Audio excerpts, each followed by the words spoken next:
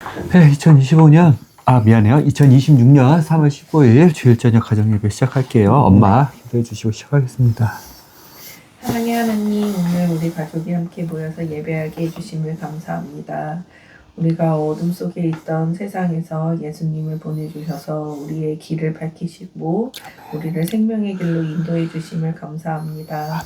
우리 주님은 세상의 빛이시며 우리는 참된 소망이심을 믿습니다. 우리의 말과 행동, 삶의 모습 속에서 어둠을 따르는 것이 아니라 우리가 주님의 빛 가운데서 걷는 우리의 가정이 되게 해주세요. 예수님의 빛을 세상에 전하는 가정이 되게 해주세요. 오늘 우리 말씀 가운데도 우리를 비춰주시고 우리의 마음을 새롭게 해주세요. 빛으로 오신 예수 그리스도 이름으로 기도드립니다. 아멘. 네, 중동부 오전 주일 예배 본문 말씀 어디였나요? 저희 마태복음 9장 13절 했습니다. 마태복음 9장. 예, 그럼 마태복음 9장에 나오신 우리 주 예수 그리스도 복음에 대하여 하나님 나라, 하늘나라, 하나님의 왕국, 천국 관점으로 복음 가르쳐 주세요. 네, 저부터 하겠습니다. 저는 오늘 말씀에서 하나님께서 우리에게 어떤 것을 원하시는지 알게 되었습니다. 오늘 말씀 9절 중에서 나는 긍휼을 원하고 희생물을 원치 아니하노라 라는 말씀에서 이게 어떤 의미일까 생각을 해보니까 우리가 형식적인 제사를 드려서 죄를 용서받고 회개하지만 우리가 긍휼한 마음으로 남을 생각하고 도와줘야겠다고 생각을 할 수 있었던 게 13절 보시면 오히려 너희는 가서 나를 긍휼히 원하고 라고 써져 있는데 그 앞에를 봐야 돼요. 이걸 이해하기 위해서는 앞에 보면 11절 네? 나를이 아니라 나는. 나는 11절에 보면 바리새인들이 그것을 보고 그분의 제자들에게 이르되 어찌하여 너희 선생은 세리들과 죄인들과 함께 먹느냐. 이때 이 세리들이라는 게 뭐냐면 세금을 걷는 사람이에요. 세금을. 그래서 이때 당시에는 세리를 죄인으로 보고 나쁜 사람들을 봤단 말이에요. 그래서 제자들이 어떻게 예수님은 이 세리들과 죄인들과 같이 먹느냐라고 물어봤을 때 13절에 나는 긍휼을 원하고 라고 해서 이 긍휼이 남을 이렇게 긍휼이가 남을 보호해주고 감싸주고 도와주는 게 이제 긍휼이라고 성경에서의 긍휼이 그렇다고 나와 있었거든요. 그래서 긍휼은 자비. 네. 기억하세요. 긍휼은 자비. 네. 남을 불쌍히 여기는 마음이에요. 네. 남을 불쌍히. 긍휼. 남을 여기는 마음. 불쌍히 여기는 마음. 남을. 그리고 나를.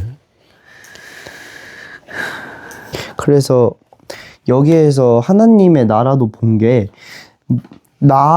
긍휼이 여긴 형식적인 희생물을 들여서 태워서 막 번제 그 제사가 아니라 긍휼이 불쌍히 여기는 마음을 가지고 하나님께 다가가야겠다라는 생각이 이번 이 13절을 읽으면서 가장 생각이 많이 났던 부분이었습니다. 규리. 네. 저는 오늘 말씀을 한 문장으로 말하면 사랑하여. 근데 좀 더 정확하게 얘기해 주세요. 긍휼이 여기고가 아니에요. 긍휼을 원하고예요. 어떻게 써 있나요? 킹제임스 버전도 좀 여기 긍휼을 원하고라고 써져 있었어요. 긍휼히 여기고 긍휼을 원하고. 정확히 써주세요. 한 문장 한 단어 한 의미 잘 보고. 네? 그건 어떻게 써 지금 있어요? 거기에서는 긍휼을 원하는 마음인 그렇게 거잖아요. 써 네, 저도 긍휼을 원하는. 근데 긍휼히 여기고 계속 긍휼히 여기고 이렇게 해서 글자 하나, 한국어는 조사라고 해서 도와주는 조사 하나도 완전히 의미가 달라져요. 꼼꼼히 읽으세요. 성경은 특히 그렇게 읽으세요. 앞으로 그것을 연습해서 훈련해서 다른 책들도 한 글자 한 글자를 정확히 읽으세요. 정확히 파악하고 정확히 쓰고 긍휼을 원하고 해요. 네. 네. 네. 저는 오늘 말씀을 한 문장으로 말하면 사랑하여 함께 하시자고 부르시는 것 같았습니다. 왜냐하면 예수님이 말한 부르심은 사랑에서 시작된 부르심이고 함께 하나님의 나라를 들어오시라는 초대함이고 죄인을 회복시키는 부르심입니다. 제가 이 부르심에 대해 왜 이렇게 중요하게 포인트를 잡냐면 13절에 나는 의로운 자들을 불러 오지 아니하고 죄인들을 불러 회개하게 하려고 왔노라 하시느니라. 저는 이 말씀이 되게 인상이 깊어서 부르심의 관점을 잡았는데요. 그래서 즉 예수님의 마음은 완벽해져 오거라가 아니라 지금 그대로 와서 나와 함께 동행하자인 것 같습니다. 하나님의 나라는 잘하는 사람이 가는 나라가 아니라 긍휼로 부름을 받는 사람들이 가는 나라인 것 같았습니다. 자, 긍휼이 뭐라 그랬죠? 불쌍히 여기는 여기는 마음. 나와 남을 남. 불쌍히 주어 여기는 목적어는 뭐예요? 나와 남이요. 아, 긍휼의 주어는 누구고 그것을 긍휼을 받는 대상인 목적어는 누구예요? 긍휼히 여기는 건 하나님이 하나님이 주어고 주어고 목적어가 목적어가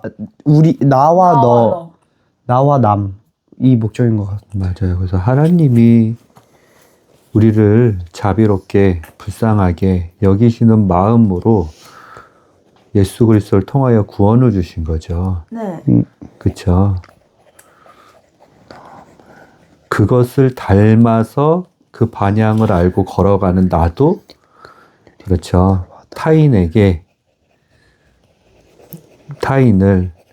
나를 아닌 타인을 불쌍히 여기는 마음. 그렇죠. 네. 그게 의식보다 네.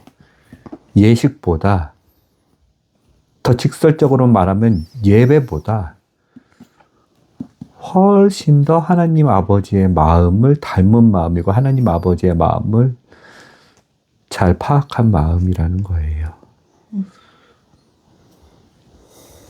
알겠죠? 정말 긍휼을 빛 가운데서 보고 긍휼히 여기는 하나님 아버지의 마음을 본 사람은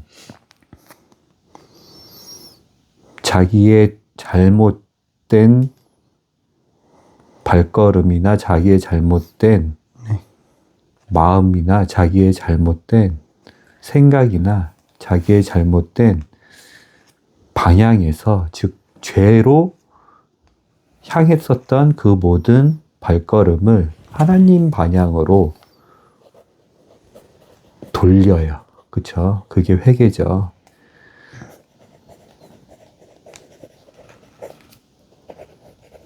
긍휼을 정확히 하나님 아버지의 마음을 배우고 발견한 사람은 그래서 자기가 자신에게 겸손해질 수 있고 내가 죄인이라는 것을 인정할 수 있고 나의 반향이 잘못된다는 것을 말로 시인할 수 있고 나의 발걸음의 행동을 바꿀 수 있는 돌이킬 수 있는 회개를 하는 거예요. 그리고 생명을 얻는 거예요. 회개 이후에. 알겠죠? 네. 우리가 9장 마태복음 9장 같이 한번 읽어보면서 또 마태복음에 나타나신 보물 대신 진리 되신 예수님을 같이 한번 또 발견해보고 같이 한번 생각해보는 예수님의 가르침도 같이 한번 또 묵상해보고 또 씹어 먹어보는 그런 시간을 가질게요. 우리 양식으로, 우리 영혼의 양식으로. 네. 네, 읽어볼까요? 네.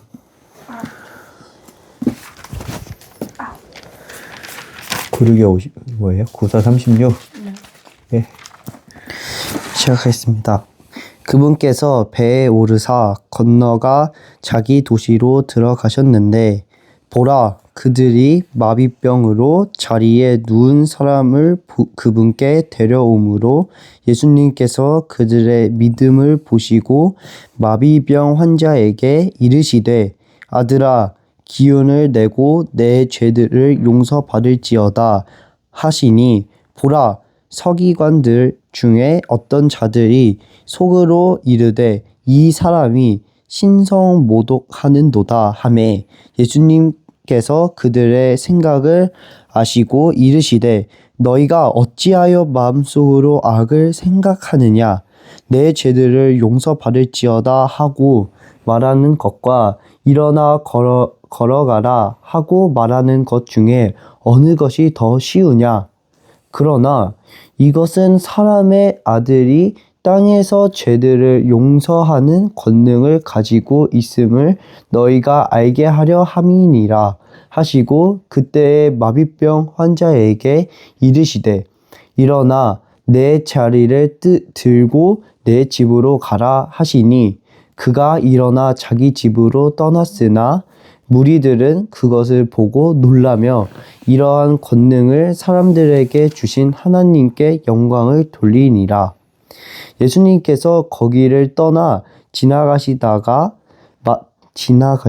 마테라 하는 사람이 세금 받는 곳에 앉아 있는 것을 보시고 그에게 이르시되 나를 따르라 하시니 그가 일어나 그분을 따르니라.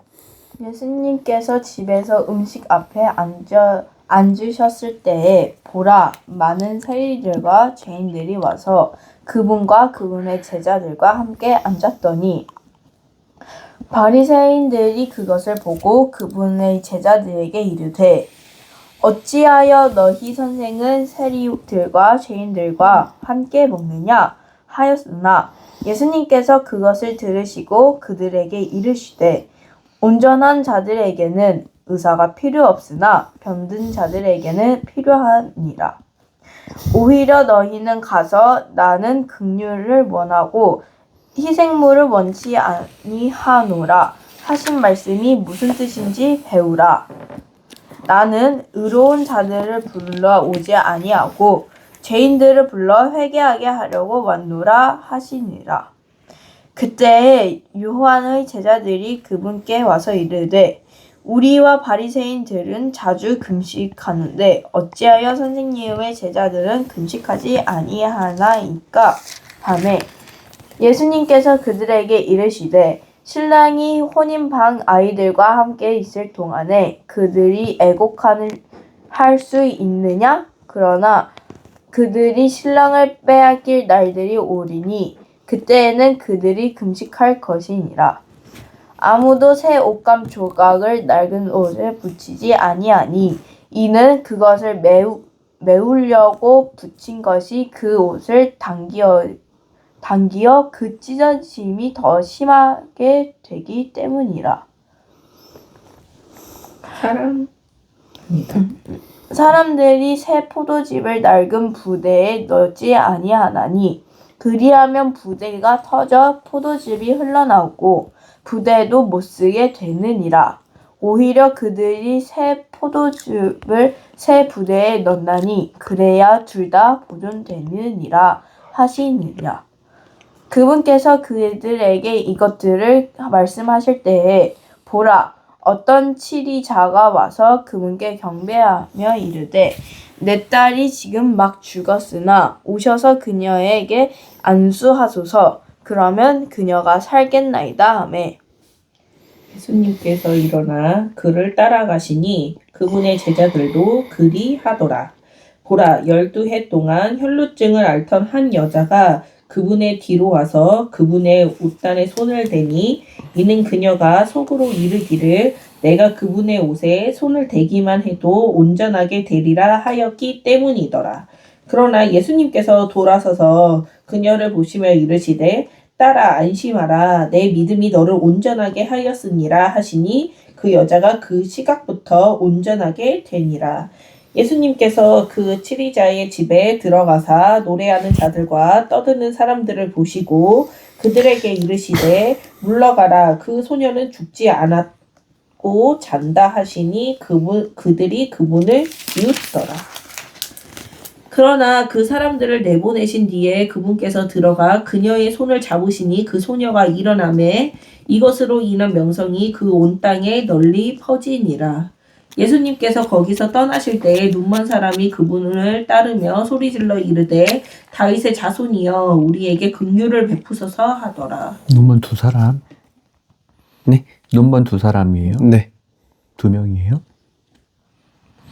그분께서 집에 들어가심에 그 눈먼 사람들이 그분께 오므로 예수님께서 그들에게 이르시되 너희는 내가 이 일을 할 수 있다고 믿느냐 하시니 그들이 그분께 이르되 주여 그러하오이다 하매 그때에 그분께서 그들의 눈에 손을 대시며 이르시되 너희 믿음대로 그 일이 너희에게 이루어질지어다 하시니 그들의 눈이 열림으로 예수님께서 그들에게 엄히 명하여 이르시되 주의하여 아무도 그것을 알지 못하게 하라 하시니라. 그러나 그들이 떠나서 그분의 명성을 그 온 지역에 널리 뻗으리니라. 그들이 나갈 때에 보라 사람들이 마귀 들려 말 못하는 사람을 그분께 데려오매 그 마귀가 내쫓기고 말 못하는 자가 말을 하므로 무리들이 놀라며 이르되 아무도 이스라엘에서 이런 일을 결코 본 적이 없다 하였으나 바리새인들은 이르되 그가 마귀들의 통치자를 통해 마귀들을 내쫓는다 하더라. 예수님께서 모든 도시들과 마을들을 두루 다니시며 그들의 회당에서 가르치시고 왕국의 복음을 선포하시며 백성 가운데서 모든 질환과 모든 질병을 고쳐 주시니라. 그러나 그분께서 무리들을 보시고 그들을 불쌍히 여기는 마음을 가지셨으니 이는 그들이 목자 없는 양들같이 지치고 널리 흩어졌기 때문이라. 그때 그분께서 자기 제자들에게 이르시되 진실로 수확할 것은 많으나 일꾼들이 적으니 그러므로 너희는 수확하시는 주께 기도하여 그분께서 자신의 수확밭에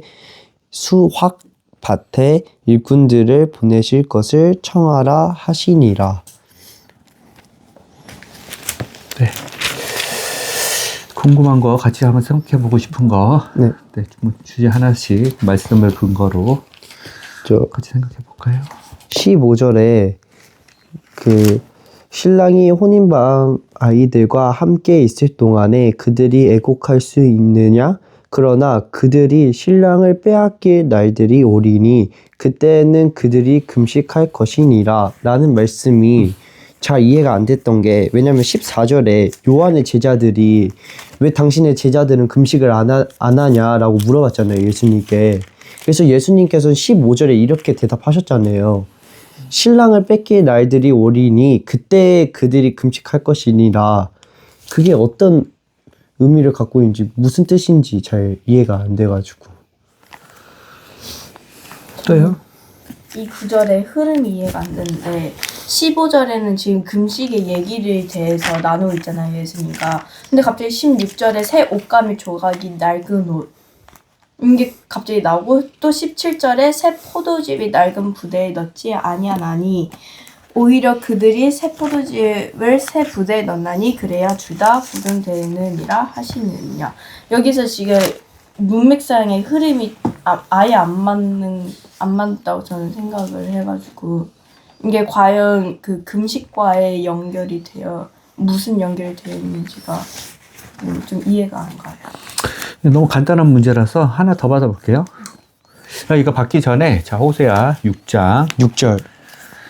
호세아 6장을 다 같이 한번 현규 한번 아빠가 읽어볼까요? 아니면 제가 낭독 연습. 네. 잠깐만요. 호세아 6장을 그럼 현규가 읽어주세요. 혹시 몇 절인가요? 6절. 6장은 11절로 다 돼 있는데 네. 6장 다. 네, 알겠습니다. 오라 우리가 주께 돌아가자. 그분께서 우리를 찢으셨으나 우리를 낫게 하시리라. 그분께서 우리를 치셨으나 우리를 싸매어 주시리라. 이틀 뒤에 그분께서 우리를 되살리시며 셋째 날에 우리를 일으키시리니 우리가 그분의 눈앞에서 살리라. 우리가 계속해서 주를 알려 하면 그때 우리가 알리라. 그분의 나오심은 아침같이 예비되어 있으며 그분께서는 비같이 곧 땅에 내리는 늦은 비와 이른 비같이 우리에게 오시리라. 오 에브라임아, 내가 내게 어떻게 하랴? 오 유다야, 내가 내게 어떻게 하랴? 너희의 선함은 아침 구름 같고 새벽 이슬처럼 사라지나니 그러므로 내가 대언자들로 그들을 베어 쓰러뜨렸으며 내 입의 말들로 그들을 죽였노라. 너에 대한 심판들은 뻗어나가는 빛 같으니라. 나는 긍휼을 원하고 희생물을 원치 아니하며 번제 허물보다 하나님 아는 것을 더 원하였으나 이제 헌물, 헌금, 헌금하는 물질. 헌물보다 하나님 아는 것을 더 원하였으나 그들은 사람들같이 언약을 범하며 거기서 나를 대적하여 배신하였도다. 길르앗은 불법을 행하는 자들의 도시이며 피로 더럽게 되었도다. 강도 떼가 사람들을 기다리는 것 같이 그렇게 제사장들의 무리가 동의하여 길에서 살인을 행하나니 이는 그들이 음탕한 짓을 행하기 때문이라. 내가 이스라엘 집에서 끔찍한 일을 보았는데 거기서 에브라임이 행음하고 이스라엘이 더럽혀졌으니라. 졌느니라. 또한 오 유다야, 내가 내 백성의 포로된 것을 돌이킬 때에 그가 너를 위해 수확할 것을 정하였느니라. 그렇죠? 여기서 예수님이 이 말씀을 인용하셨죠. 네. 가르칠 때요. 무엇을 가르칠 때요? 바리새인들을 가르칠 때요. 네. 세리와 죄인. 바리새인과 세리는 다른 사람들이에요. 아니, 이렇게 세리와 죄인들과 함께 먹는 먹을 거에, 때. 네, 그거에 대해.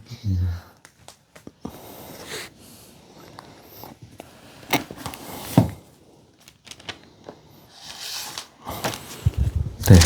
질문 한 가지 더 받아볼게요. 저 해도 되나요? 네.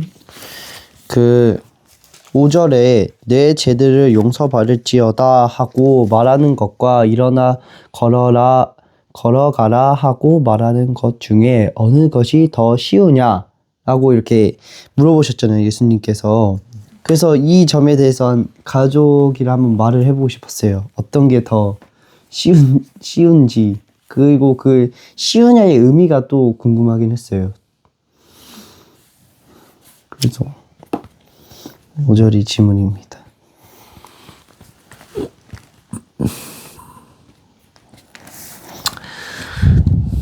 교리.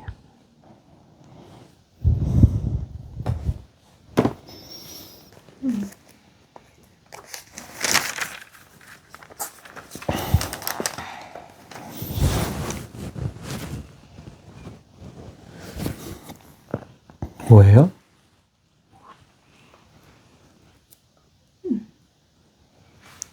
질문이 뭐냐고.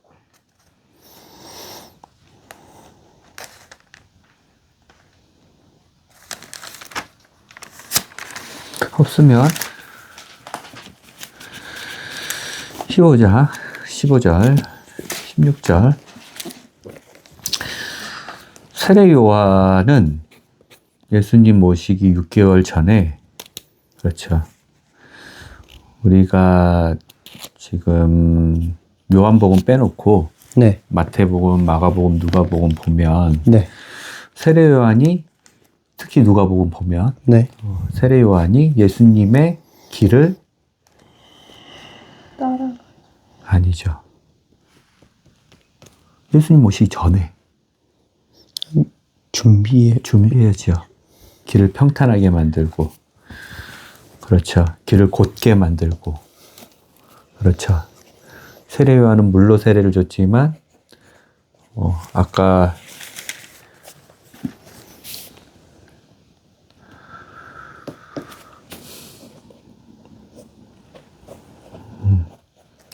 세례 요한은 물로 세례를 줬지만 예수님을 소개하며 그분은 성령과 불로 세례를 줄 것이며 곡식은 털어 곡간에 모으고 곡식이 아닌 쭉정이나 곡식이 아닌 더러운 나쁜 것들은 다 태워서 없애버리신다고 하면서 이스라엘의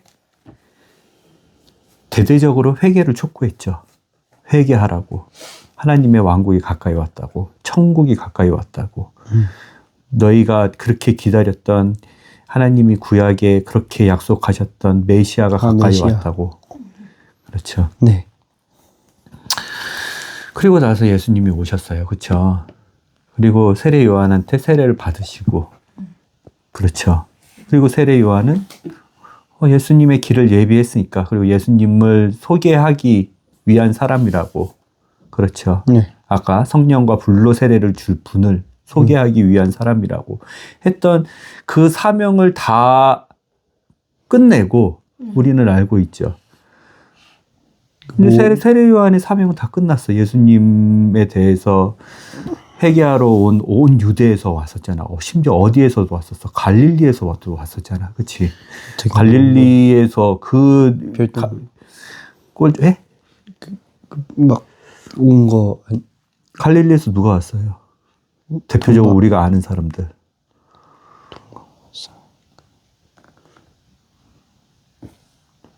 세례 요한의 활동은 예루살렘 기준으로 네.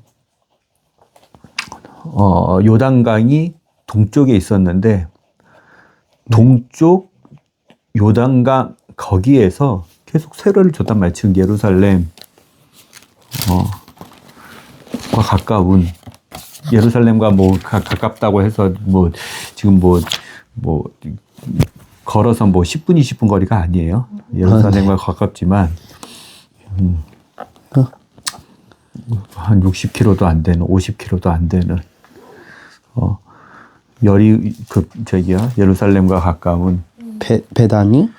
베다니는 예루살렘의 서쪽에 있는, 그러니까 요단강 기준으로 서쪽에 있는 베다니가 있고, 베다안이라고 해가지고, 요단강 기준으로 요단강을 건너서, 네. 동쪽에 있는 또 베다아니가 있어요. 그 동쪽에서 세례를 다 줬단 말이야. 즉. 여기서구나. 여기 말씀하시는 거예요? 아니요. 거기는 바다예요. 요단강이 어디인지를 정확히 알아야 돼요. 그 요단강에서 세례를 줬다고요. 요단강은 갈릴리서부터 시작해서 헐몬산으로부터 시작해가지고 그 밑까지 이스라엘을 가로지르잖아요.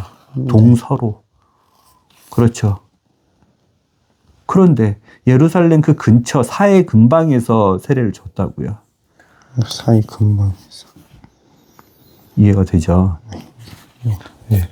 그런데 그 세례를 받으려고 그 예루살렘, 여리고, 베들레헴, 사해 근처, 베델, 여기에서만 사람들이 온 게 아니라 유대 땅 전역에서 사람들이 왔다고. 그 위에 있는 갈릴리, 사마리아를 지나서 갈릴리, 가버나움, 게네사렛, 마가다, 달마누다, 벳세다, 나인, 그 갈릴리 지방, 즉 북쪽 지방, 이스라엘 기준으로 북쪽에 있는 지방에서도 다 세례를 받으러 나왔다고요.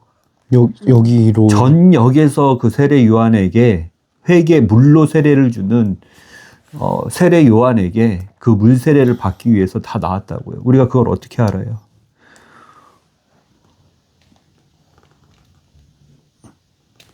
예수님의 제자들을 보면서 알 수 있어요.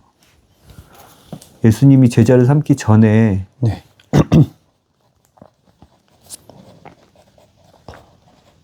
누가 갈릴리에서 그 세례 요한한테 세례를 받으러 나왔었어요. 그 세례 요한을 만나보러 누가 나왔었어요. 확실한 거는 안드레와 요한이죠. 안드레 요한. 전혀 모르는 얘기예요. 예수님의 제자 쓰리지만 3번 이상을 했는데 모르는 얘기예요.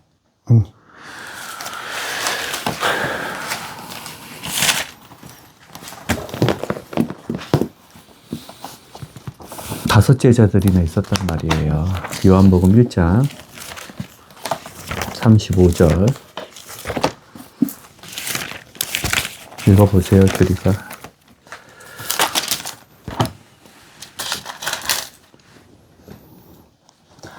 다시 다음 날 요한이 자기 제자들 중 2사람과 함께 서 있다가 쭉 읽어보세요. 예수님께서 걸으실 때에 그분을 보고 이르되 하나님의 어린 양을 보라 하매 그 2 제자가 그의 말을 듣고 예수님을 따르므로 그때에 예수님께서 돌아서서 그들이 따르는 것을 보시고 그들에게 이르시되 너희가 무엇을 구하느냐 하시니 그들이 그분께 이르되 랍비여 어디에 거하시나이까 하니라.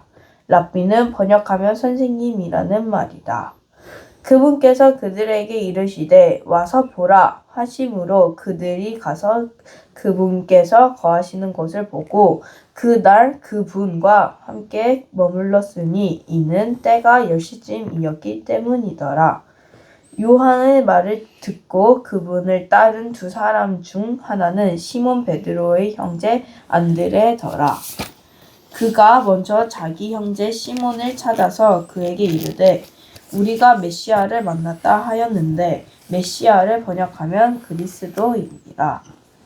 안드레가 그를 예수님께 데려오매 예수님께서 그를 바라보시고 이르시되 내가 요나의 아들 시몬이지만 게바라 불리니라 하시느니라. 네, 이게 그 똑같은 장인 요한복음 1장 28절에 이 일들은 요한이 세례 요한이 침례를 주던 곳이 요르단 아까 요르단강 요르단 건너편 베다바라 아까 베다안이라고 했었던 베다바라 요단강 동쪽의 사해 기준으로 동쪽의 베다안이 베다바라에서 이루어졌더라. 이게 뭐예요? 지금 우리가 잘 아는 안드레와 그다음에 여기에 이름 나오지는 않지만 2 제자 중에 한 명인 요한과 그다음에 안드레의 형제인 시몬 베드로는 시몬 베드로죠. 베드로는 별명이고요. 예수님이 주신 네? 예, 반석이라는 예. 시몬 베드로와 그렇죠? 벌써 이 3명이 어디 출신이에요? 우리가 그때도 저기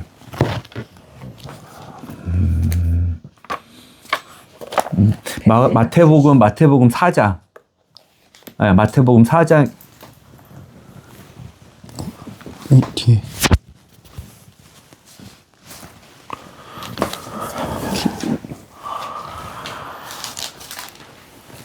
마태복음 4장에도 우리가 그때도 생각해 봤지만 이 사람들 요한의 세례 다 받고 예수님하고 합류하지 않고 어디로 갔었어요? 다시 그들의 고향으로 돌아갔었죠. 네.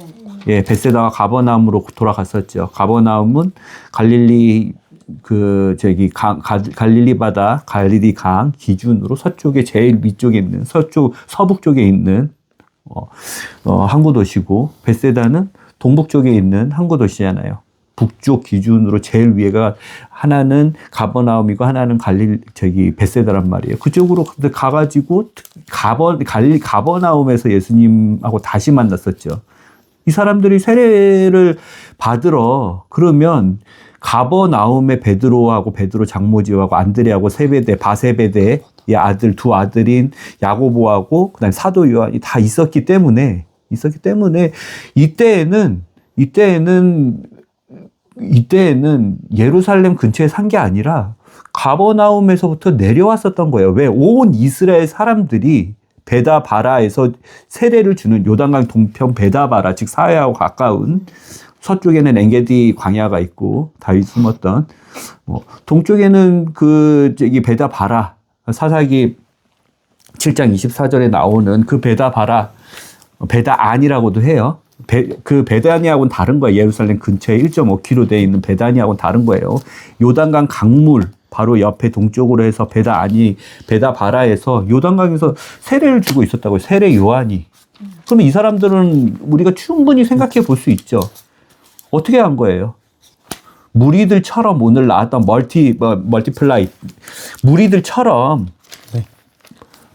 세례 요한이 이 당시에 예수님이 세례 받기 전에 예수님이 공생애 하시기 전에 6개월 전에 세례 요한이 물세례로 센세이션을 일으키니까 온 유대 사마리아는 빼고요. 온 유대와 갈릴리 지방 그 옆에 있는 동쪽의 베레아 지방 모든 사람들이 그 베다바라에서 세례를 주는 세례 요한한테 다 나와가지고 막 유행처럼 퍼진 거예요. 세례 요한한테 물세례 한번 받으려고. 이게 오늘 얘기했던 뭐예요? 이게 오늘 얘기했던 희생물이에요. 희생물. 형식. 형식적. 희생물은 뭐냐면 예배라고 생각하면 돼요. 아까 우리가 호세아 6장 특히 6절에서 읽었죠. 나는 긍휼을 원하지 번제 제물을 번제 헌물을 원하지 않아. 번제 헌물은 너희가 너희가 구약 시대를 사니까 지금 예수님 오시기 전이니까 하나님의 율법 안에서 모세에게 준 하나님의 율법 안에서 너희가 나하고 다시 관계를 회복할 수 있는 예식이야. 예배의 방법 중에 하나야.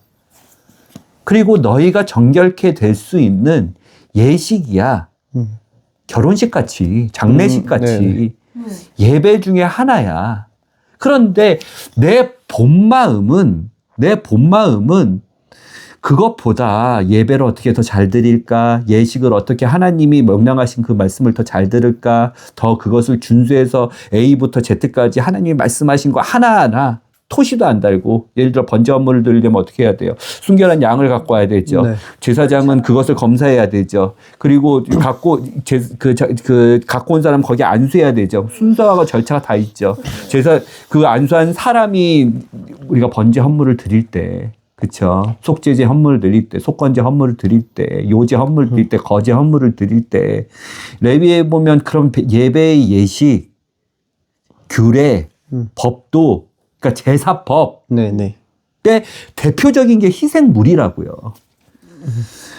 그렇게 희생물 혹은 뭐 화목제로 해가지고 하나님과 화목하게 하려고 어떤 짐승을 죽이는 그런 예배 예식 많은 사람들이 강조하니까 이게 아까 얘기했던 왜 이 얘기를 하냐면 이게 세례 요한과 세례 요한의 제자들이 추구했던 낡은 포도 부대인 거예요. 낡은 금식 관행인 거예요. 예수님은 이것을 가르쳐 주려고 하는 거예요. 야, 새 시대가 왔어. 옛날 모세에게 준 언약, 규례, 율법 이거 하나님이 하늘과 땅이 없어지더라도 이 하나하나 다 하나님이 이루실 법이에요. 그리고 그 법이 효력이 있어서 잠시 동안 예수님 오시기 잠시 동안은 죄를 지었고 죄 때문에 죽음 때문에 어둠 때문에 하나님과 관계가 단절됐던 즉 죽었던 더러운 사람들, 중풍병 걸린 사람들, 마비병 걸린 사람들, 문둥병 걸린 사람들, 세리와 죄인 같은 죄인들, 보기의 죄인들, 그리고 지가 죄인이라고 안 하지만 하나님이 마음의 중심을 살피고 사람의 중심을 아는 하나님이 보기에 너무나 교만하고 자랑하고 남들하고 나는 달라 하는 정말 죄인, 내 바리새인 죄인들 다 보시기에 아까 그 희생물, 즉 이 예배가 하나님이 구약시대에 줬던 제사법과 이 예배가 그 사람들을 잠시 죄를 하나님이 눈 감아주게끔 할 수 있는 능력과 효력이 있었어요. 그 예배가 하나님이 하라는 대로 예배를 드리면 즉 양과 소를 죽이면 그리고 양과 소를 죽여가지고 그걸 불태우면 양과 소 어떤 부분은 소금을 쳐가지고 같이 나눠 먹으면 하나님이 약속의 하나님이시고 그 약속을 그 누구보다 신실하게 지키시고 먼저 행하시는 하나님이시기 때문에 그 약속에 의거하여 그 약속을 믿는 사람들한테 내가 이거 잠깐 눈 감아줄게. 근데 다시 죄를 짓지 마. 다시 죄 지면 다시 죽여야 돼. 하면서 그런 희생물과 구약시대의 율법들을 하나님께서 본인이 말씀하신 대로 마음으로 온 마음을 다해서 마음의 중심으로 애통하면서 슬퍼하면서 회개하면서 하지 않고 그냥 행위로만 하나님께 11조 드려, 하나님께 금식해, 하나님께 제사해, 희생물 드려 하는 것도 하나님께서 문둥병을 잘 고치시고 저는 자를 고치시고 앉은뱅이를 고치시고 마비병 환자 오늘 중풍병자를 고치시듯이 하나님께서 그렇게 너는 이 죄에서 네 죄 대신에 순결한 어린 양이나 송아지나 소나 염소가 대신 죽었으니 너하고 나는 다시 관계 회복이야. 그렇게 인정해 줄게. 이렇게 했단 말이에요. 이게 뭔지 알겠죠? 네. 요한도 마찬가지예요. 그런 관점에서. 요한이 여자가 낳은 자 중에 이 땅 가운데, 이 세상 가운데 가장 존귀한 자고 가장 큰 자지만 천국에서는 가장 작은 자라고 얘기했던 의미는 예수님이 세례 줬던 세례 요한이 줬던 물 세례는 본질적인 게 아니라고요. 희생물 제사처럼, 번제 제사처럼. 물을 내린다는 그 행위가?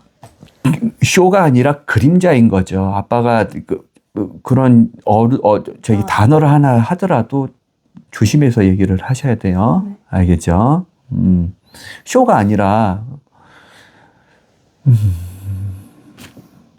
그림자였던 거죠. 그림자. 왜?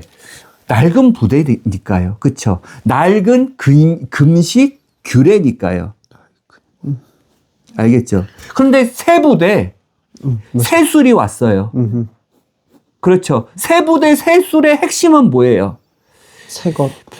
아까 낡은 것은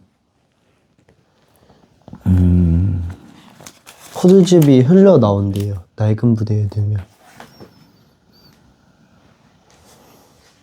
낡은 것은 희생물이에요. 그럼 새 부대는 뭐예요? 새 술은 뭐예요? 새로운 금식 규례는 뭐예요?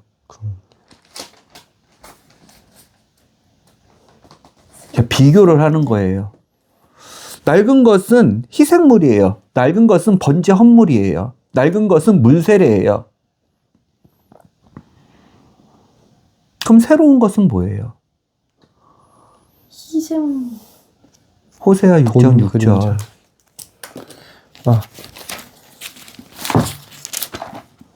엄마 뭐예요? 새로운 것은?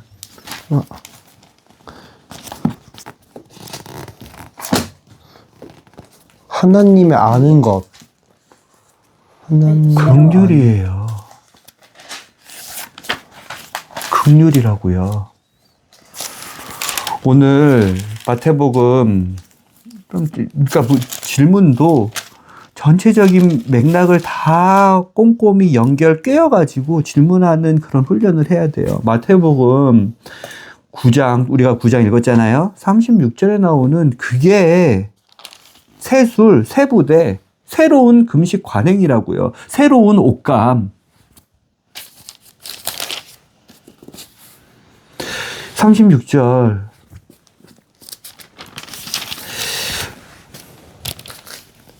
예수님께서 무리들을 보시고 그들을 불쌍히 여기는 마음을 가지셨다. 이 불쌍히 여기는 마음이 뭐라 그랬어요? 긍휼. 긍휼이라고요. 아빠가 비교를 했죠. 네. 그렇죠. 번제 헌물과 희생물과 그것은 뭐다? 낡은 옷감, 낡은 부대, 낡은 술. 그렇죠. 낡은 금식 관행. 왜냐하면 금식에 대해서 세례 요한의 제자들이 예수님의 제자들과 예수님께 질문을 했으니까 세례 요한한테 우리는 배웠는데요. 그 능력이 많은 전 이스라엘의 모든 사람들을 요르단강 동편에 배 단위로 다 소집시킬 수 있는 어떤 사람은 생각하기가 저 사람이 메시아다 라고까지 평가받는 그 세례 요한에게 우리가 배웠는데 우리는 금식과 또 세례 요한한테 기도와 또 세례 요한한테 어떻게 하면 사람이 죄를 씻음받고 깨끗하게 될 수 있을까에 대해서 여러 가지를 세례 요한의 제자로 배웠는데요. 왜 예수님과 예수님의 제자는 금식도 하지 않으세요? 이렇게 물어본 게 촉발이 된 거예요, 오늘. 그러니까 예수님이 보시기에는 뭔 거예요? 호세아 6장 6절이 딱 머릿속에 성령님이 음성으로 주시면서 뭐라고 하시는 거예요? 야, 구약에 율법이 있었어. 그 율법에는 하나님께 제사 드리는 제사의 법이 있는데 그 제사법의 핵심은 희생물로 예배를 드리는 거야. 즉 누가 죽어야 되는 거야. 누가 피를 흘려가지고 죽어야 되는 거야. 그 예배 예식을 잘 드려. 그러면 너는 하나님과의 관계 회복, 너의 죄는 다 용서가 될 거야. 라고 구약 시대를 사는 사람들이 그렇게 희생물을 가지고 하나님께 나왔다고요. 그런데 예수님이 그 말씀을 가져오면서 뭐라고 얘기를 하시면 야 그거 다 낡은 부대, 낡은 옷감, 낡은 금식 규제, 낡은 11조, 낡은 니네의 의를 세우는 기도, 누구에게 보여주기로 하는 낡은 다 너네의 허식, 다 낡은 예배야.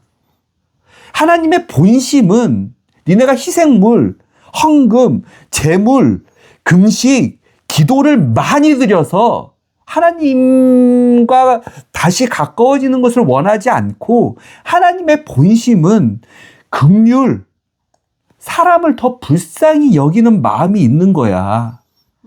를 얘기를 하시는 거라고요. 누구한테? 바리새인들한테. 누구를 보면서 예수님께 나오는 죄인과 세리들을 보여주시면서 바리새인들, 율법학자들, 성경 연구가들, 레위 지파 애들, 제사장들, 너네 예배 잘 드리지? 제사법 잘 알지? 제사법 그 규례 순서 하나도 빠뜨리지 않고 하나도 순서 까먹지 않고 잘 드리지 있지? 그거 하나님이 전혀 원하시는 거 아니야, 바리새인들아. 성경을 잘한다고 하는 이 레위 지파 제사장들아, 율법 학자들아, 새로운 부대, 새로운 옷감, 새로운 금식, 새로운 술, 이게 왔어. 새로운 세례, 물세례, 그거 99닥달이야. 새로운 게 왔어. 누구를 통해서? 예수님을 통해서. 그러니까 예수님이 그렇게 얘기를 하는 거예요. 예수님께서. 그러니까 반대어는 예수님 아니야? 그러면? 반대어는 예수님이죠. 그 얘기인 거예요. 그 얘기의 핵심 단어가 뭐예요? 9장 36절이라는 거예요. 나는 9장 36절 다시 읽어드릴게요. 그분께서 멀티튜드를 보시고 무리들을 보시고 그들을 불쌍히 여기는 마음을 가지고 계신데, 예수님께서요. 그분께서, 예수님께서 불쌍히 여기는 마음 많이 들어보지 않았어요? 그게 긍휼이라고요. 그런데 여기까지가 이해가 됐으면 이제 15장 16장은 너무 쉽게 풀리는 거예요. 하나님과 다시 연결되는 건 뭐예요? 생명이죠. 끊어지는 건 뭐예요? 죽음이죠. 죽음이죠. 단절은 죽음이고 연결되는 건 생명이죠. 네. 생명이 탄생하고 생명이 연결되면 무슨 일이 일어나요? 하늘에서는.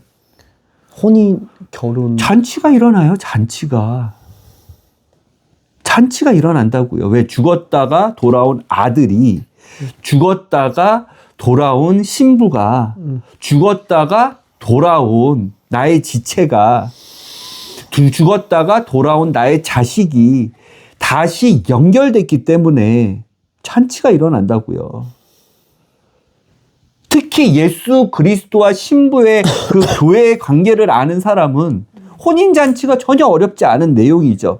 그렇죠. 네. 이 혼인잔치는 우리가 예배, 희생물, 주기마다 드리는 11조, 주기마다 하는 형식. 허례허식의 기도, 주기마다 보여주는 금식, 새벽 기도를 잘해서 다시 결합이 돼요? 아니면 이 결합은 언제 결합이 돼요?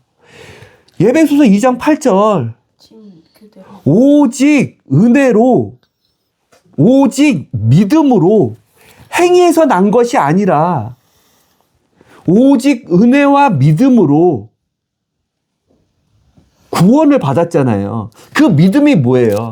우리는 아무런 은혜로 구원을 받았잖아요. 그 은혜가 뭐예요? 우리는 아무런 선물을, 우리는 아무런 죽음에서 다시 생명을 받을 자격이 아무것도 없는데요. 하나님 아버지 자체가 우리를 불쌍히 여기는 마음으로 우리가 예수 그리스도라는 그분을 우리에게 주셨다는 것, 그분이 내 죄를 대신해서 죽으셨다는 것을 그것만 믿으면, 즉 긍휼히 여기시는 하나님만 믿으면 우리가 다시 연결될 거예요. 그 중심과 그 핵심은 우리가 예배를 잘 드리는 종교인이나 우리가 제사를 잘 드리는 제사장이나 우리가 정말 금식이나 기도를 일주일에 4번씩 5번씩 우리가 정말 철두철미한 헌금과 11조를 잘 드려서 우리가 예수님과 혼인할 수 있고 예수님으로 구원을 얻을 수 있는 게 아니라 우리가 물세례라는 그런 세례들을 잘 받아가지고 잘 깨끗이 씻어가지고 누가 씻겨주든지 아니면 깨끗이 씻어가지고 우리가 예수님과 연결되는 게 아니라 오직 하나님과 우리가 연결될 수 있는 오직 한 가지의 요소는 긍휼히 여기시는 하나님, 나를 불쌍히 여기셔서 뭐가?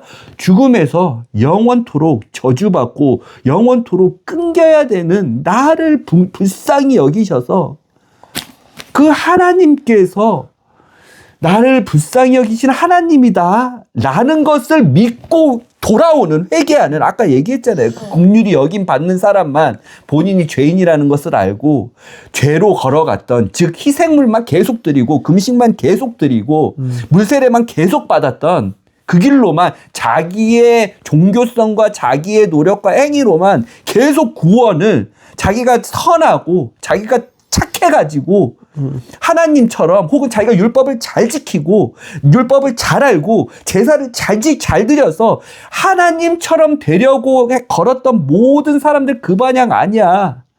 긍휼히 여기는 하나님이 세부대자, 세옷감이다, 세술이야. 그게 예수 그리스도야. 세례 요한의 제자들아.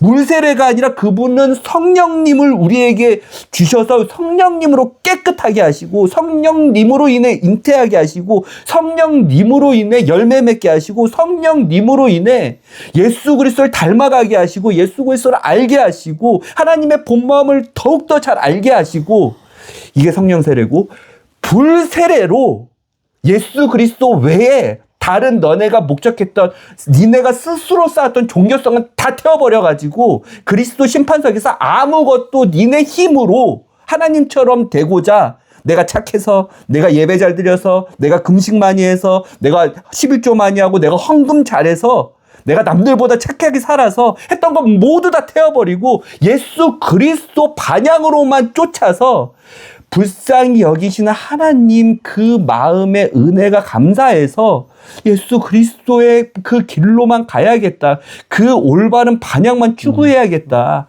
라고 생각한 죄인들, 그래서 예수 그리스도의 반향으로 돌이킨 죄인들로만 진짜 물세례가 아니라 진짜 깨끗하게 하시는 거는 성령 세례고, 불세례, 그리고 이 불세례가 예수 그리스도의 반향으로 끝까지 회개하지 않고 자기의 종교성이나 자기의 열심이나 자기의 선함이나 자기의 노력이나 자기의 예배나 자기의 희생물이나 번제의식이나 예식이나 의식을 계속했던 사람들은 다 불로 심판하실 심판주 예수님이야. 본질은 새 부대, 새 술, 새 옷감. 예수 그리스도가 말씀하신 긍휼을 바탕으로 하는, 그게 너무 감사하고 황공하고 미안하고 하나님께 아무것도 드릴 수 없는데 하나님이 아무 자격 없는 나에게 계속 죽음에서 생명으로 주시는 그 긍휼이 불쌍히 여기는 마음이 감사해서 예수 그리스도에게 배운 예수 그리스도 방식에 그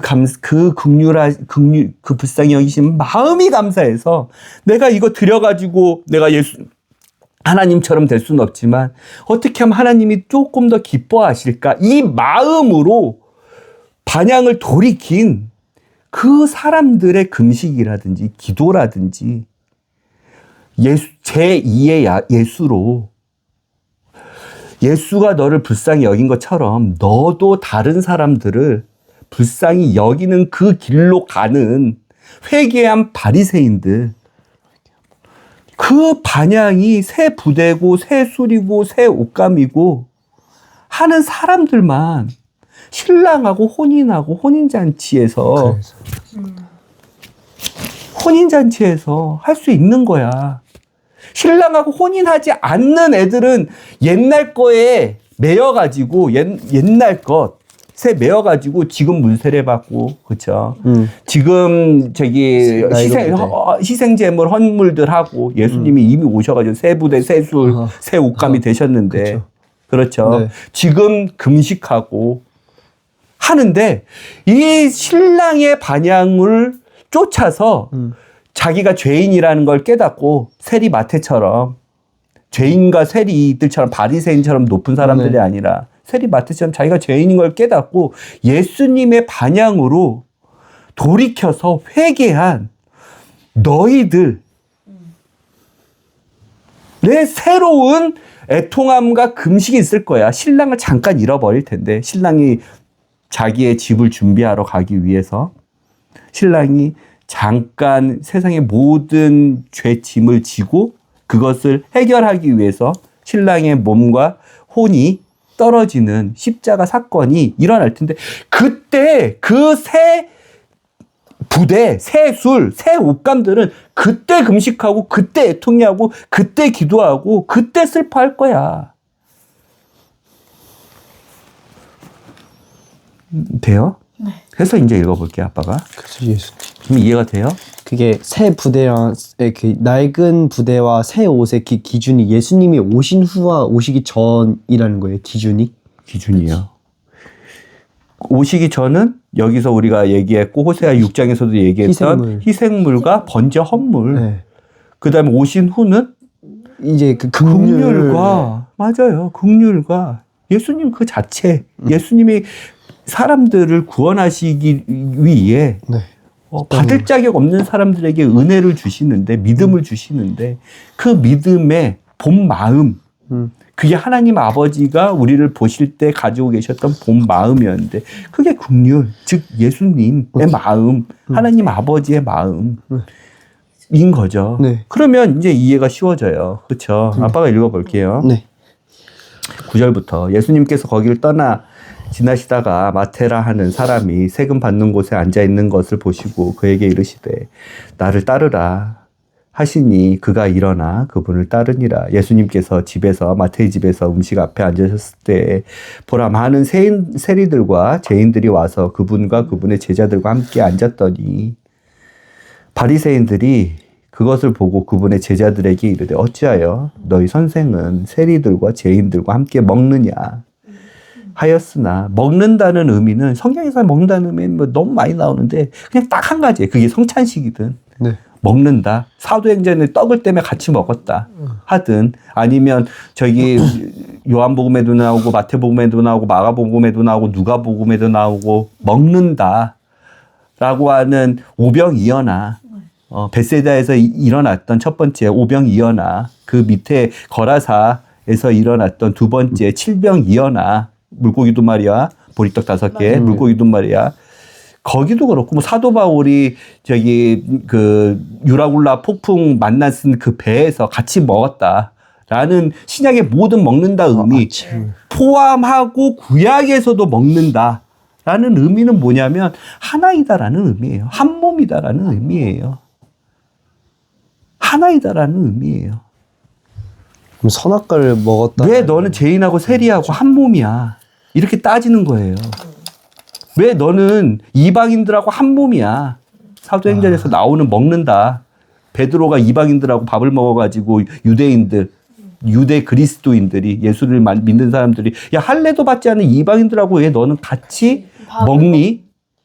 베드로가 또 하늘 그 고넬료 구원하고 나서 복음 전파하고 이방인의 그 예수 그리스도의 복음을 시작하고 나서 고넬료 구원하기 전에 하늘에서 무의식 중에 환상을 봤는데 네모난 벳셀에 그릇에 동서남북으로 되어 있는 벳셀이 이렇게 내려왔어요. 보자기처럼 이렇게 내려왔어요. 그 안에 하나님이 그 지으신 여섯째 날과 다섯째 날에 지으신 온갖 부정한 들짐승들과 기는 것들과 유대인의 율법으로는 먹으면 안 되어 있는 온갖 더러운 것들, 뭐 돼지라든지 낙타라든지 사반이라든지 이런 것들은 되새김이나 부정하다 그래서 하나님이 먹지 말라고 하셨던 건데 그거 다 먹어.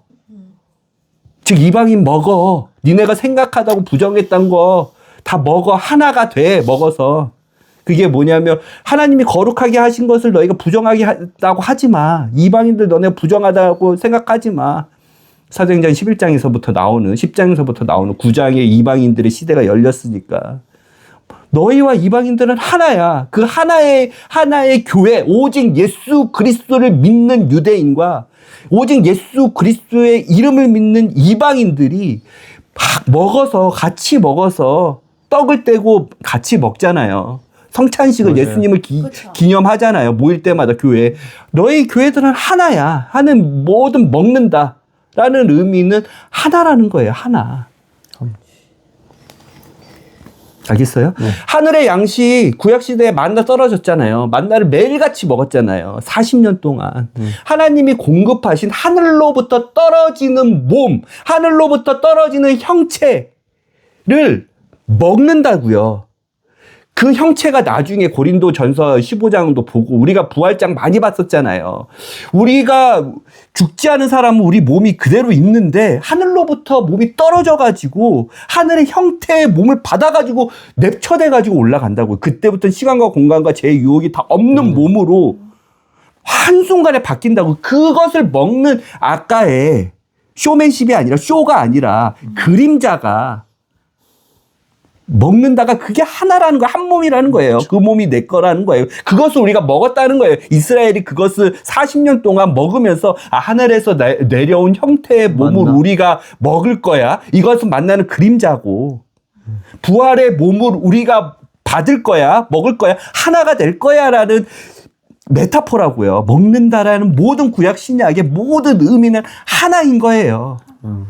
이방인들과 유대인들이 같이 먹는다는 것도 이방인들과 유대인들이 먹어서 하나의 교회 예수 그리스도를 우두머리로 하고 머리로 하고 그분의 온 지체가 되는 예수님이 말씀하실 때 나의 피를 먹고 나의 피를 마시고 나의 살을 먹어라 했을 때도 너희가 나와 하나가 되지 않으면 즉 신랑과 신부가 한 몸이 되지 않으면 그 어떤 이름으로도 이 세상에 하나님과 다시 연결될 수 있는 생명을 구원을 받을 어떤 이름도 하나님 아버지께서 주신 적이 없어. 그러니까 니네가 먹고 마셔야 돼. 내 몸과 살과 피를. 이해가 됐잖아요. 네. 이해가 되죠? 네.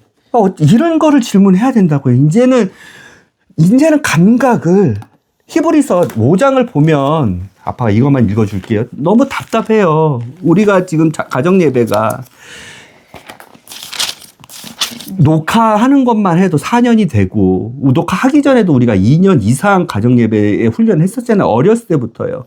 그러면 거듭났으면 계속 예수 그리스도만큼 생각하고 예수 그리스도만큼 성장해야 돼요. 알겠죠? 아빠 이것만 읽어줄게요. 그래서 질문을 자꾸만 받아보려고 그러는 거예요. 왜냐면 이 복음은 우리 가정과 우리 가정에만 있어야 되는 구원의 복음이에요? 아니에요. 가서 제자 삼으셔야 돼요. 가서 예수 그리스도를 가르치셔야 돼요. 가서 예수 그리스도를 고난 중에라도, 환난 중에라도, 핍박 중에라도 예수 그리스도를 전파하고 가르치셔야 된단 말이에요. 히브리서. 아빠가 그래서 계속 질문을 요구하는 거예요.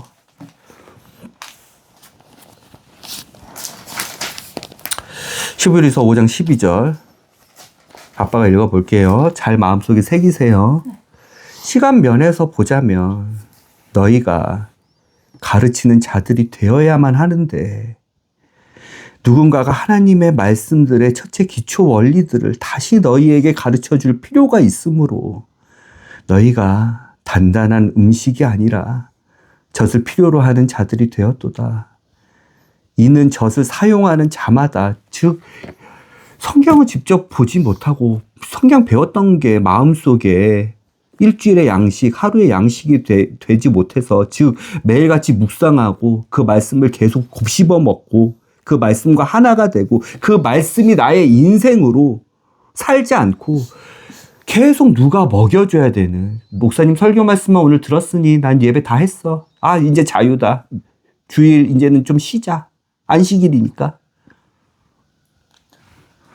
그런 젖만 먹는, 성경 말씀 하나도 모르고 하나도 보지 않고 성경 말씀에 대한 연구하라 그러는데, 디모데 후서는 예수님을 찾으라. 구약 성경에 나온 구약 성경의 모든 말씀이 나를 말하는 거야. 예수인 나를 말하는 거야. 그렇게 해서 너희는 성경을 연구하라.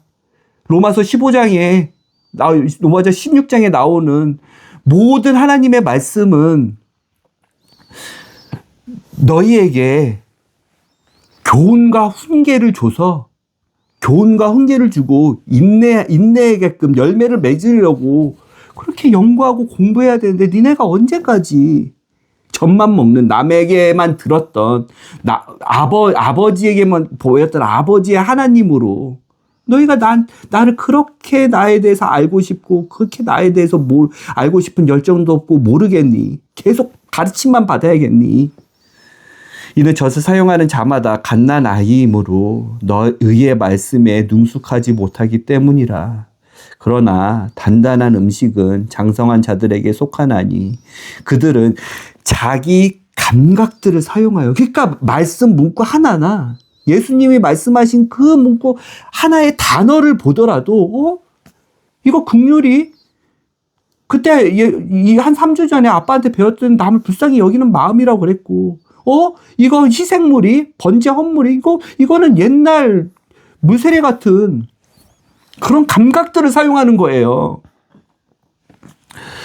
그들은 자기 감각들을 사용하여 단련받아, 단련은 뭐예요? 연단이잖아요. 반복적으로 이 말씀을 보면서 그런 말씀 속에서 아까 긍휼이 여기는 마음이 긍휼이라고 했던 것처럼 동일한 의미가 반복되네. 동일한 단어들이 이런 상황에서 반복적으로 쓰이네. 연단, 단련. 1000번의 반복과 10,000번의 훈련이 연단, 단련이잖아요. 단련받게 함으로써 선악을 분별하는 자다. 선악과도 다 얘기 드렸잖아요. 가르침만 받고 스스로 말씀에 대한 열정, 가르치고자 하는, 말씀을 더 알고자 하는 그 의미, 이게 무슨 단어일까에 대한 감각에 단련을 하지 않으면 젖만 먹는다고요. 젖만 먹는 고린도 교회의 사람들이 어떻게 하나님께 징계를 받는지 우리는 너무 많이 배웠잖아요. 인생이 변하지가 않는다고요. 인생이 달라지지가 않는다고. 인생이 예수 그리스도가 만큼 성장해야 되는 그 목표. 그래야 하나님 아버지가 오직 예수 그리스도 안에서 믿음으로만 하나님 아버지를 하나님 아버지께 1,000,000원 드리면 하나님 아버지가 기뻐하실까요? 하나님 아버지께 나 일주일에 예를 들어 모든 시간을 드리면 하나님 아버지가 기뻐하실까요? 그분은 시간과 공간에 갇혀 계신 분이 아닌데요.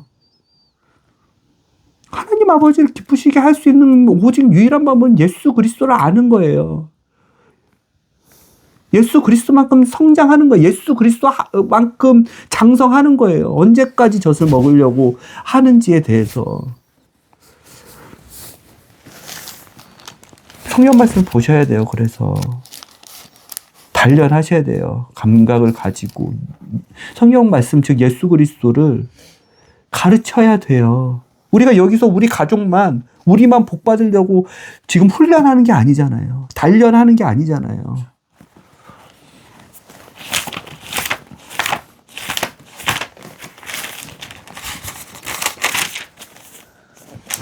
로마서 15장 4절 무엇이든지 전에 기록된 것, 즉 구약이죠. 그렇죠. 전에 기록된 것 예수님이죠. 네. 기록된 것은 우리의 배움을 위하여 기록되었으니 이것은 우리가 성경 기록, 예수님이죠. 성경 기록, 네. 말씀이신 성경 기록들이 주는 인내와 위로를 통해 소망, 예수 그리스도 하나가 될 수 있는 우리가 하나님과 영영이 끊어지지 않는 소망을 가지게 하려 함이라.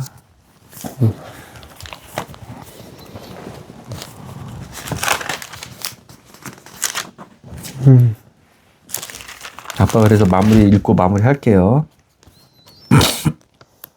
바리새인들이 그것을 보고 마태복음 9장이요 11절 바리새인들이 그것을 보고 그분의 제자들에게 이르되 어찌하여 너희 선생은 세리들과 죄인들과 함께 먹느냐 하였으나 예수님께서 그것을 들으시고 그들에게 이르시되 온전한 자들에게는 의사가 필요 없으나 너희 죄인 병자 아니라고 생각하지 너희는 저기 의사인 예수님이 필요 없어. 필요 없다고.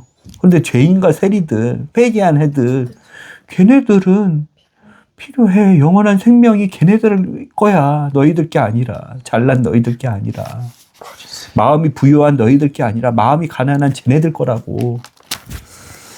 마음이 갈급하고 목마르고 의에 줄이고 하나님의 말씀에 목마른 쟤네들 거라고. 그냥 허례허식 물세례 난 받았으니 나는 모든 회개 다 했네. 난 깨끗하게 됐네. 나는 하나님이 알려준 번제 헌물 비싼 송아지를 가지고 내가 비둘기를 드리지도 않았어. 내가 돈이 없어서 곡식제물을 드리지도 않았어. 그거보다 100배, 10,000배 더 비싼 나는 소를 가지고 예루살렘 가서 예배를 그걸 바쳤기 때문에 하나님이 그 헌물을 보시고 나의 죄를 모두 사해줬어. 나는 구원 받을 거야. 라고 했던 너희들 게 아니라고. 넌 병이 없다고 생각하잖아. 돌이킬 게 없다고 생각하잖아. 낡은 부대, 낡은 술이야. 오히려 너희는 가서 예수께서 그것을 들으시고 12절 그들에게 이르시되 온전한 자들에게는 의사가 필요 없으나 병든 자들에게는 필요하니라. 오히려 너희는 가서 나는 긍휼을 원하고 희생물을 원치 아니하노라 하신 말씀이 무슨 뜻인지 배우라. 나는 의로운 자들을 부르러 오지 아니하고 죄인들을 불러 회개하게 하려고 왔노라 하시니라. 그때 요한의 제자들이 그분께 세례 요한의 제자들이요. 세례 요한한테는 아까 3가지를 배웠다 그랬죠. 와서 이르시되 우리와 바리새인들은 자주 금식하는데 어찌하여 선생님의 제자들은 금식하지 아니하나이까 하매 예수님께서 그들에게 이르시되 신랑이 혼인방 아이들과 함께 있을 동안에 그들이 애곡할 수 있느냐 슬퍼할 수 있느냐 혼인잔치인데 지금 예수님과 예수님의 신부인 지체인 유대인이든 이방인이든 걔네가 지금 혼인방 신랑과 신부가 들어가는 신혼방 생명이 태어나는 곳 탄생하는 곳 그러나 그들이 신랑을 빼앗길 날들이 오리니 그때는 그들이 금식할 것이야. 그게 새로운 금식이야. 니네가 그냥 율법적으로 금식하는 거 저주를 풀지도 못하고 이사야 말씀 보면 하나님이 기뻐하시지도 않는 그 금식 그냥 니네가 나 금식 몇 번 했어 횟수 나 금식할 때 너무 게으러워하면서 막 사람들한테 보이려고 힘들어하고 머리도 안 감고 했던 그 금식들 다 사람들이 인정해줬던 사람들이 칭찬해줬던 사람들이 너 대단한 사람이다. 나는 그렇게 금식 못하는데 나는 그렇게 11조 못하는데 나는 그런 비싼 재물 못 쓰는데 너 대단한 사람이다. 사람들이 다 인정해줘가지고 다 칭찬받았던 다 불세례 때 다 태워버릴 하나도 상급으로 카운팅 못 당한 그런 금식 그런 거 이미 달라졌어. 세례 요한이 나를 소개하고 나서 하나님의 때에 예수 그리스도를 통해서 새 술, 새 부대, 새 옷감, 새로운 금식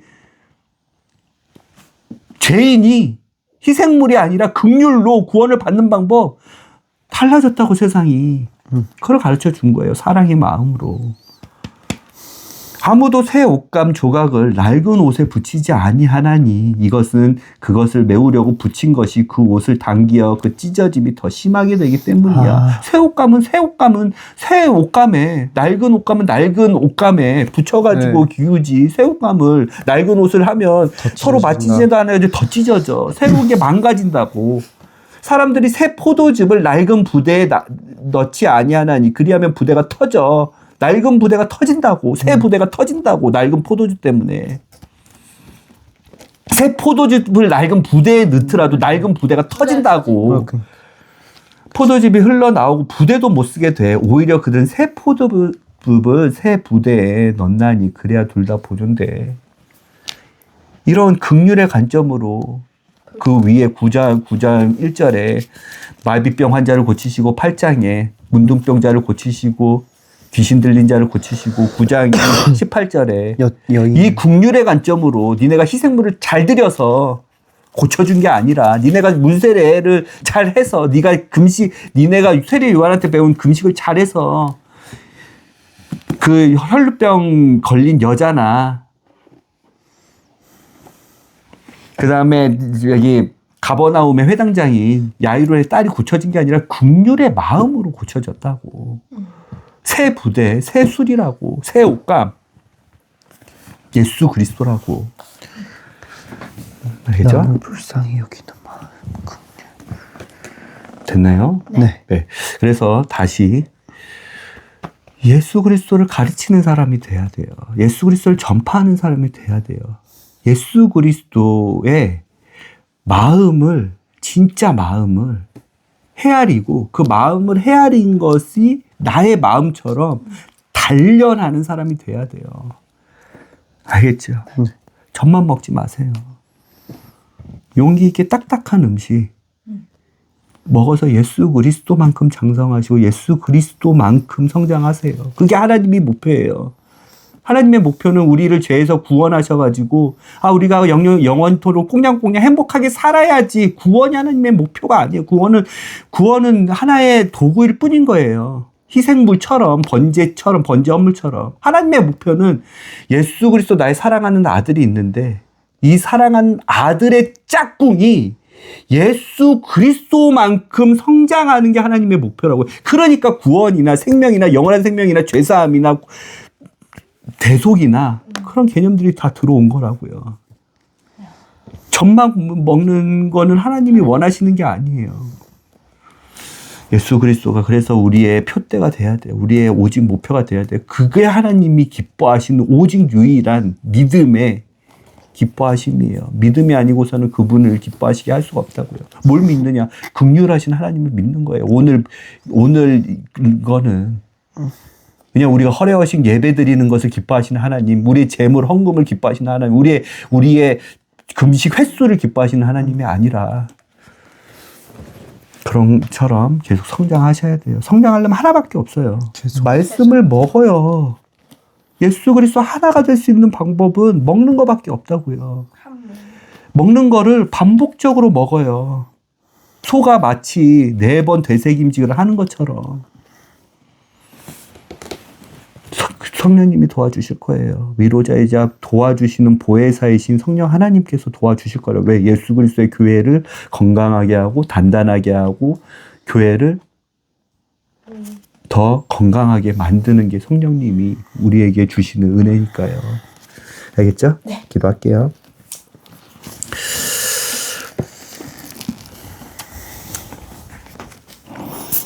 하나님 감사합니다.